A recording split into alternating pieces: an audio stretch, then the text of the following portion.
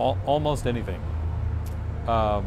It all depends on two things. What sorts of peripheral devices you may have with you when you're being seen, and then any other kind of either support staff or support equipment. What do I mean by that? So currently the classic telemedicine that most people have in mind is, I wake up one day and I have a sore throat, so I get on my phone and I dial somebody and they give me a Z-Pack that I don't need in the first place, right? That's the kind of telemedicine they have. They don't necessarily examine me, they can't really do any testing on me.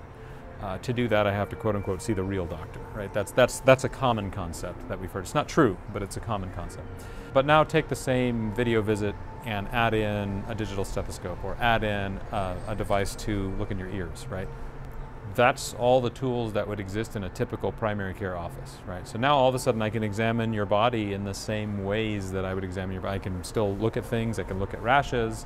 The only thing I can't do in that context as a physician is smell you or actually touch you and feel the texture, right? And there are a few things where that might be relevant, but the vast majority of all of the different types of issues that doctors see, you don't necessarily need those two things to make a diagnosis. You can usually make it based on the history, based on what you're seeing with your eyes, based on some lab testing or some imaging testing.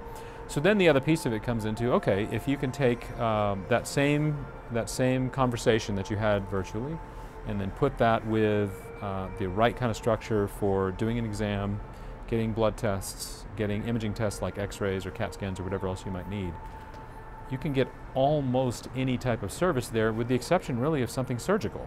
And these days with surgical robots and things like that, even that's beginning to change.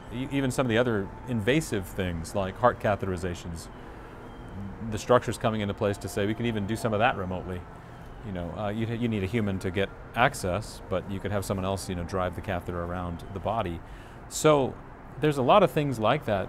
The list of things that you can deliver virtually is getting longer and longer and longer, and the list of things for which you absolutely must be seen in person keeps getting shorter. So there are few limits on what can be done virtually versus in person. Most of the limits that currently exist come either from a regulatory structure or a billing structure, like a billing issue, or from doctors being resistant to change. Otherwise, there's not a lot of barriers.